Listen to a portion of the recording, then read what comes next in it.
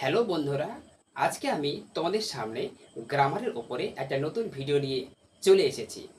আজকে আমরা জানব পার্সনিফাইড অবজেক্ট কাকে বলে। বন্ধুরা, পার্সন মানে হলো ব্যক্তি, অবজেক্ট কথার অর্থ হলো জড় বস্তু। অর্থাৎ যদি এই থেকে আমরা পার্সনিফাইড অবজেক্ট কাকে বলে যদি আমরা জানতে চাই, তবে তার সংজ্ঞাটি হবে যে জড়বস্তুকে বাক্যে মানুষের মতো আচরণ করতে বলা হয়। বাক্যে মানুষের মতো আচরণ করতে বলা হয়, তাকে বলা হয় পার্সনিফাইড অবজেক্ট। কিন্তু বন্ধুরা, মনে রাখতে হবে, যদিও এক্ষেত্রে মানুষ বলা রয়েছে, তবে মানুষ ছাড়াও কোনো ব্যক্তির মতোই আচরণ করে, যেমন কোনো প্রাণী, তার ক্ষেত্রেও কিন্তু একই ব্যাপারটা হবে। অর্থাৎ যদি কোনো বস্তু বা জড়বস্তু মানুষের মতো অথবা মানুষের মতোই অন্য কোনো প্রাণীর মতো আচরণ করতে দেখা যায়, তবে সেই ক্ষেত্রে সেই জড়বস্তুকে আমরা বলবো পার্সনিফাইড অবজেক্ট।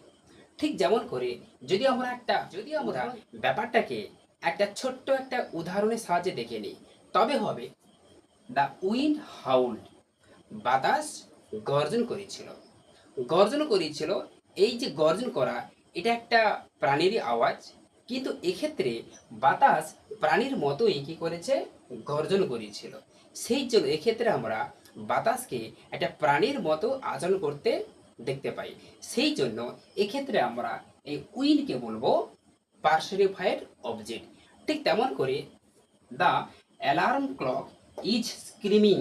স্ক্রিমিং এটাও একটা মানুষ অথবা মানুষের মতোই অন্য কোনো একটা প্রাণীর একটা আওয়াজ, কিন্তু এক্ষেত্রে দ্য অ্যালার্ম ক্লক অর্থাৎ অ্যালার্ম ঘড়িটি সেরকম একটা আওয়াজ করেছে, অর্থাৎ যা প্রাণীর মতো আওয়াজ করেছে। সেই জন্য এক্ষেত্রে আমরা এই দ্য অ্যালার্ম ক্লক এটাকে আমরা বলবো পার্সনিফাইড অবজেক্ট। আশা করি সবাই বুঝতে পেরেছো। যদি এই ভিডিওটি তোমাদের উপকারে আসে, তবে অবশ্যই আমাকে লাইক এবং শেয়ার করবে। ধন্যবাদ।